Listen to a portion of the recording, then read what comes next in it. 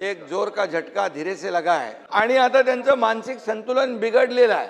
कोण होता असं तू, काय झाला असं तू, अरे वेड्या 45,000 कोटी रुपये शेतकऱ्यांना देण्याचं काम केलंय। तुम्ही होते ना जयंतराव? 19 ते 22 काय परिस्थिती होती? अरे बाबा, सभागृहात तरी बसायची का लोक? मला एवढंच सांगायचं आहे की सभागृहाचं कामकाज जे आहे तुमच्या अध्यक्षतेखाली चालतं। आज मी त्यांना सांगू इच्छितो की काल जो एक जोर का झटका धीरे से लगा है, त्यामुळे त्यांचं मानसिक संतुलन बिघडलेलं आहे। आणि दुसरी गोष्ट, मानसिक संतुलन बिघडलंय आणि त्यामुळे आता आणखी झटके लागणार आहेत।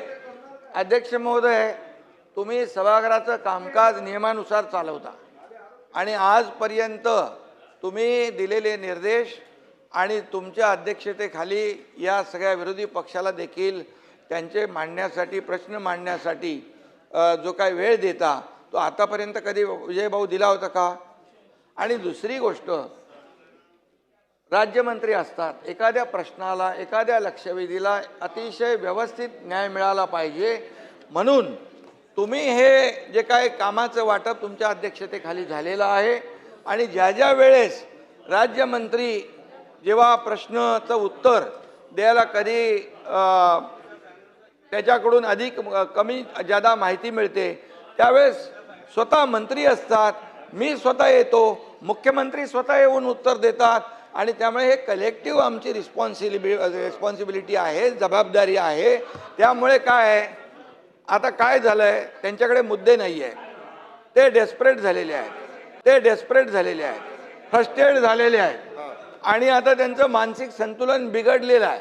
त्यामुळे आता ते नाही आहेत, नाही तर मी बोललो असतो, कोण होता असं तू, काय झाला असं तू, अरे वेड्या असा वाया गेला असं तू, अरे काय आहे। त्यामुळे अध्यक्ष महोदय, त्यांना जे जे काही प्रश्नांचे उत्तर पाहिजे त्यासाठी सभागृहात थांबले पाहिजेत आणि म्हणून प्रत्येक प्रश्नाचं उत्तर द्यायला सरकार समर्थ आहे। बिलकुल आम्ही समर्थ आहोत। प्रश्न मांडण्याची जबाबदारी जी आहे ती त्यांनी पार पाडली पाहिजे। नुसतं स्टंटगिरी करून येऊन इथे काहीतरी बडबड करून जायचं आणि सभागृहाचा वेळ वाया घालवायचा।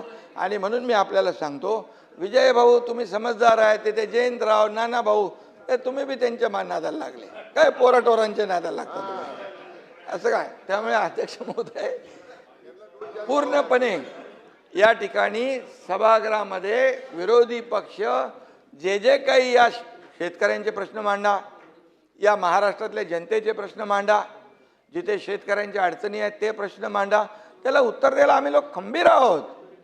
सरकार खंबीर आहे। प्रत्येक याला पैसे शेतकऱ्यांना आतापर्यंत, नाना भाऊ, आतापर्यंतच्या इतिहासामध्ये मी 2.5 वर्ष मुख्यमंत्री होतो, आता देवेंद्रजी काम करता, आतापर्यंतच्या इतिहासात 45,000 कोटी रुपये शेतकऱ्यांना देण्याचं काम केलंय। 15,000 रुपये नुकसान भरपाई। त्यानंतर तुम्हाला सांगतो, पहिलं तुमच्या काळामध्ये NDRFच्या निकषाने पैसे देत होते, आम्ही NDRFच्या दुप्पट केलं, 2 हेक्टरचं 3 हेक्टर केलं, सततच्या पावसाचं नुकसान मिळत नव्हतं ते दिलं। अरे बाबा, गोगलगाईनी केलेलं नुकसान पण मिळत नव्हतं तेही चालू केलं आम्ही। 6,000 रुपये प्रधानमंत्री मोदीजी देतात, 6,000 आपण चालू केले महायुती सरकारने, हे लक्षात ठेवा ना तुम्ही। आणि त्यामुळे काही पैसे नाही दिले, काहीतरी शेतकऱ्यांवर अन्याय केला, हे खोटं नाटक चालणार नाही। महाराष्ट्रातल्या जनतेने दाखवून दिलेलं आहे, जागा तुमची, तुम्हाला बोलत नाही, जागा दाखवून दिलेली आहे। आता ही एकदम अशी होत चालली आहे, अगदी इकडे आता इकडे बाहेर पडतील तिकडे। आणि त्यामुळे मी आपल्याला सांगतो, अध्यक्ष महोदयांचा निर्णय अंतिम असतो। अध्यक्ष महोदयांचा निर्णय चुकीचा, अरे तुम्हाला काय बोलायचा अधिकार आहे? अध्यक्ष महोदय, जे नियमाने हे सभागृह चालतं, हे सभागृह सार्वभौम आहे, याचं पावित्र्य राखणं आपलं काम आहे। त्यामुळे आम्ही सगळे काय, सर्व 19 ते 22 काय होतं तुम्ही लक्षात, तुम्ही होते ना जयंतराव? 19 ते 22 काय परिस्थिती होती?